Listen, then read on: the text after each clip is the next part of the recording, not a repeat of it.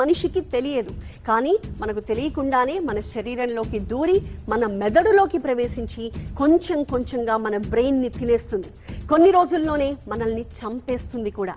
అంతటి డేంజరస్ క్రిమి ఇప్పుడు మన దేశాన్ని భయపెడుతోంది. అదే అమీబా. ఇప్పుడు అది కేరళని వణికించేస్తోంది. ఇంతకీ అది ఎలా మన మెదడు దాకా వెళుతుంది, ఎలా మనల్ని చంపేస్తుంది, మనం తీసుకోవాల్సిన జాగ్రత్తలు ఏంటి, ఇవాల్టి ఫుల్ అండ్ ఫైనల్ ఎక్స్క్లూజివ్ స్టోరీగా మనం దీన్ని చూడబోతున్నాం.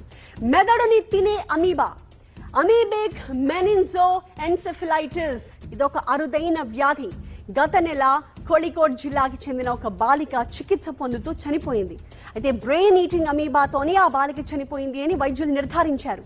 ఒక్కరితో ఇలా మొదలైన ఆ వ్యాధి 70 మంది దాకా అంటుకుంది. కేరళలో 70 కేసులు నమోదయ్యాయి ఇప్పటి వరకు.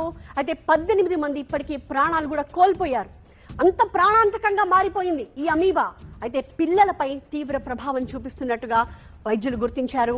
స్విమ్మింగ్ పూల్లో ఈ అమీబా ఎక్కువగా పెరుగుతుంది అని కూడా చెప్తూ ఉన్నారు. ఇంత ప్రమాదకరంగా మారిన అమీబా ఎలా వృద్ధి చెందుతుంది, ఎక్కడ పెరుగుతుంది అన్నది కూడా ఇప్పుడు మనం చూద్దాం. మెదడుని తినేసే అమీబాని శాస్త్రీయంగా నెగ్లేరియా ఫోలేరి అని పిలుస్తారు. ఇది చాలా అరుదైన ప్రమాదకరమైన సూక్ష్మజీవి.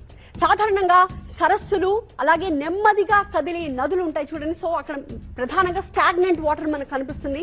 అలాంటి చోట్ల, అలాగే కాలువల్లోని వెచ్చని నీటిలో కూడా ఇది వృద్ధి చెందుతుందని చెప్తున్నారు.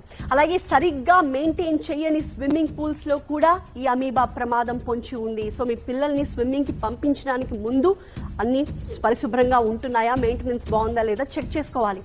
నీటిలో ఈత కొట్టడం, మునగడం వల్ల అమీబా ముక్కు ద్వారా మన మెదడులోకి చేరి కేంద్ర నాడీ వ్యవస్థని